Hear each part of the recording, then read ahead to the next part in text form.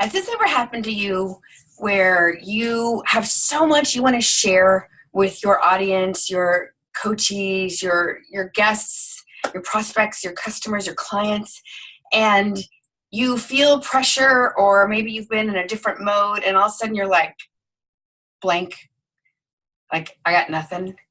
And yet at other times when you are relaxed and kind of in your groove, like gold nuggets are just pouring out of you.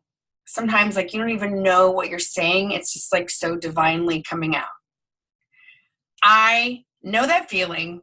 That happens to me sometimes. It happens to everybody. So that's what we're going to be talking about today. Resistance. How to deal with it, how to overcome it, what it is, and how you are not the only one, my friend. So hi, my name's Elaine Williams. If you are new, welcome, welcome.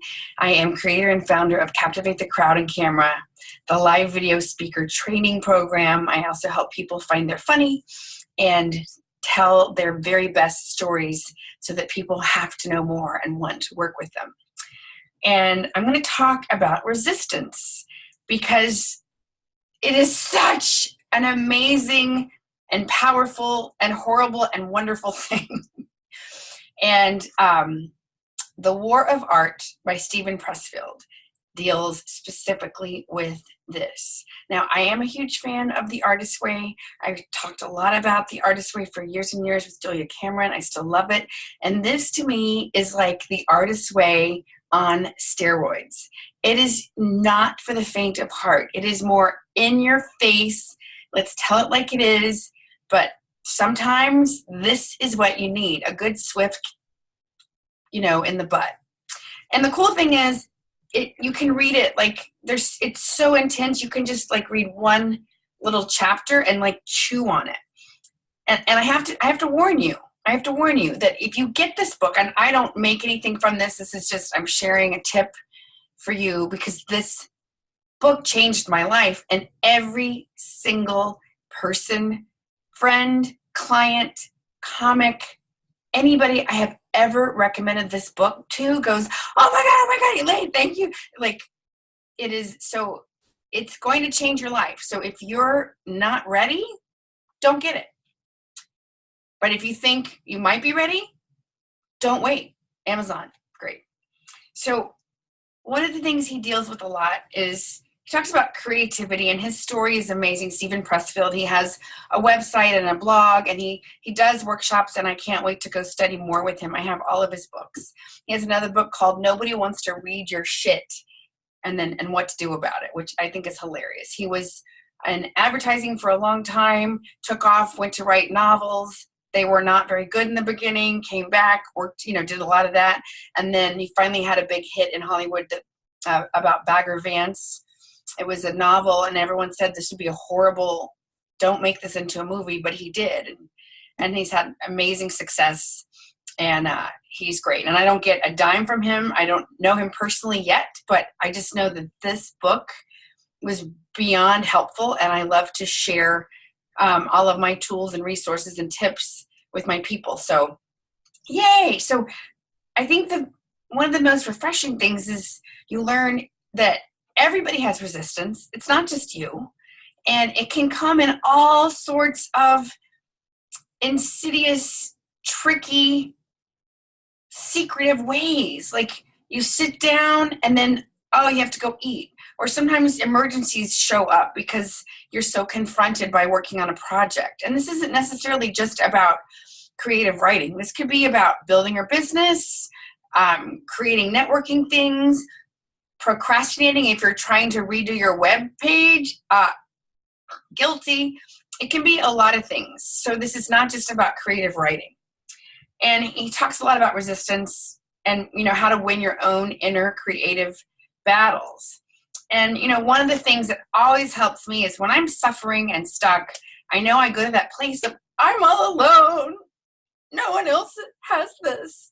And so for me, just knowing, like even professionals procrastinate, and even like somebody as accomplished as Steven Press, like, okay, wow, okay, I'm not the only crazy person. I'm not the only one who deals with this. For me, that's always kind of like so that's the first thing. And then the second thing Here's a quote from Larry David, who, has Curb Your Enthusiasm. He was a huge, huge part of Seinfeld. And I saw him accept some kind of achievement award thing. And he said, I hate to write. He goes, I love having written. I still hate to write.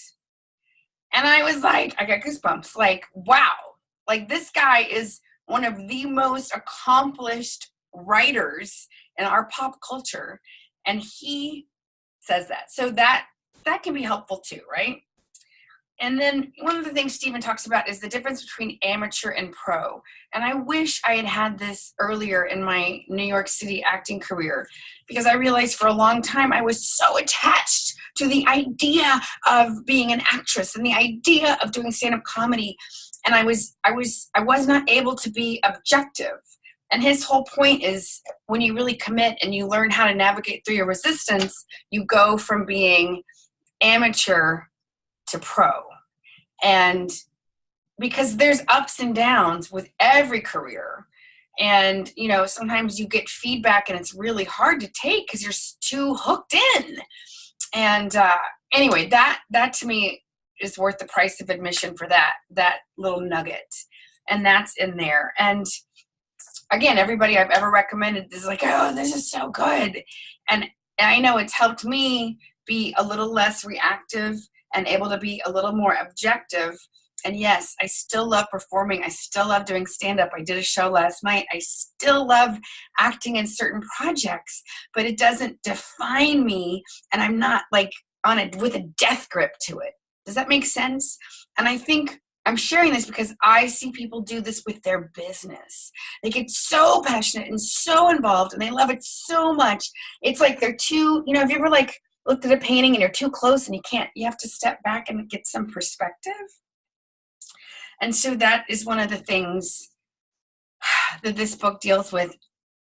And then the other thing is, I was working with one of my most favorite clients. This woman is very accomplished. She has had a successful business for a long time, and she knows that she has to learn video, and she is resisting it. So she hired me to help her get over her resistance.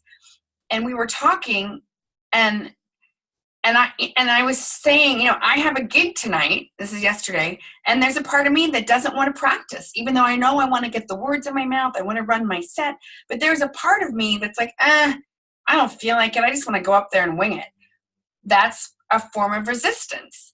And luckily, I know that I'm going to take a deep breath and say, thank you for sharing. And I'm going to practice my set. And guess what? I did. And it was a killer show, killer set. I wish I had taped it. Always tape your stuff, even if you don't feel like it. You just never know when you're going to have those killer ones. It happens every time I don't tape, it seems like. So, but the thing is, my mentor, Brooke Borup, she is really good at planning and creating a marketing schedule and your topics and following it. And it doesn't mean you have to have it all set in stone, but the whole point of having some kind of plan, or even like notes, okay, this week I want to talk about this topic, or this week I want to talk about this. It doesn't mean you have to stick to that as if it's written in stone, but it is certainly great to have some kind of idea, some kind of theme, some kind of outline to follow for those weeks when you're like, I don't know what I'm going to talk about. And whether that's making videos or writing your emails, or whether you're teaching or giving or enrolling people in your mastermind or your nonprofit, it's great to have some kind of basic plan. And here's why. What I talked about in the very beginning of this video, we've all had that experience of being scattered or not prepared or overtired or exhausted or all of the above. And somebody asks a question, or we have the opportunity to be on a show, and we're like, either we weren't prepared or we're just off our game. And that is a horrible feeling. And it is a horrible, anxious feeling when you're like, oh my gosh, it's Monday. What am I, and yet at other times when you're relaxed and just talking to friends or old clients or people you feel really comfortable around, sometimes it's just flowing. And so that's one of the reasons I think it's really important to practice getting through your resistance, but also having things in place to support you so that you don't go, I got nothing, and it's to support you. It doesn't mean you're boxed in and you have to talk about this thing because you wrote this on your plan a million years ago, but it's just a way to serve you and to help you get through your resistance. Think about it. If you're doing something new, for example, you are committed to doing a Facebook Live every week. And let's say that, you're 40 and up, like everybody I seem to work with and myself. And so technology is still like, it is for most people, whether you're 18 or 80. But let's say you're trying to do this new thing. You want to do Facebook Live every week. So it's already stressful because it's something new and different and outside of your bandwidth. You have to worry about lighting and, I have to put makeup on. Sometimes I don't even put makeup on during the day. So that's a new thing. What am I going to wear?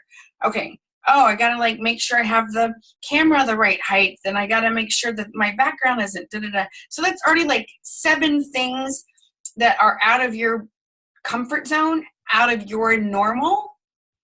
And on top of that, let's say you're on calls, you're networking, you're at events, you're speaking, you're training, you're setting up trips, your normal business, hoo-ha-ha-ha, right? So you're in that mode, and all of a sudden you're like, oh wait, now I have to stop and teach something to this little dot, this little camera, and be hopefully engaging and have energy and not be like, a drill sergeant. It's a totally different mode. Can you get it? So that's 8 things. We could probably find 2 more and make it a 10, but I think you get the point. So it's just I compare this to going to the gym. Every January people are like, this is the year I'm going to get in shape. This is the year I'm going to, and a lot of times we set ourselves up for failure.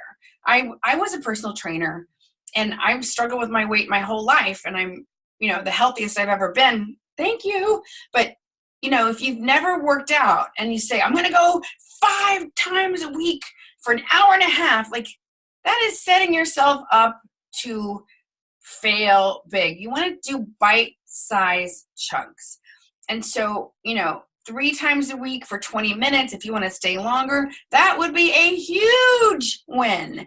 And so that's what I'm trying to make the point of comparing that to doing Facebook Lives or whatever your new thing is. If you can have some kind of template or guide to set you up better, you're more likely to do it.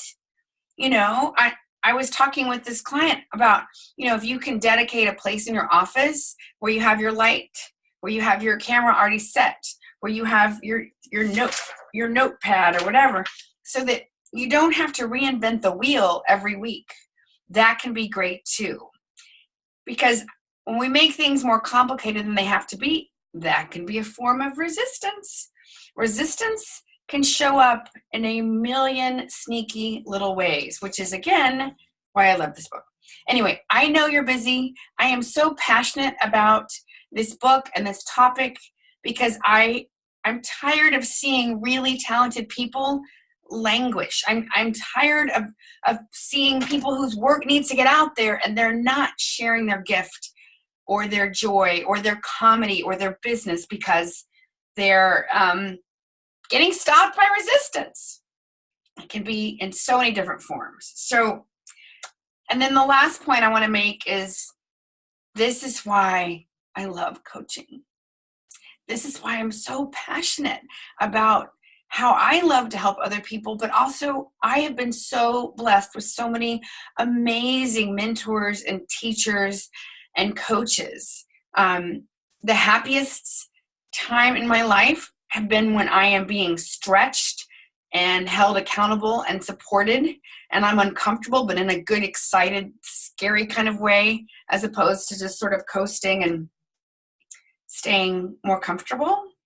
Yeah, I mean, that can feel okay for a while, but I am here to make a difference in the world, and I have to keep letting go of how exactly I think it's supposed to look, because it keeps evolving as I keep evolving, as my businesses and my messages keep evolving, and yours will too. And that's a good thing. So why not set yourself up so that it's one less piece of resistance, you know? So anyway, I just wanted to share that. I was moved to share that on this Monday as I'm dealing with my own form of resistance, because I love to share my process and my clients' process.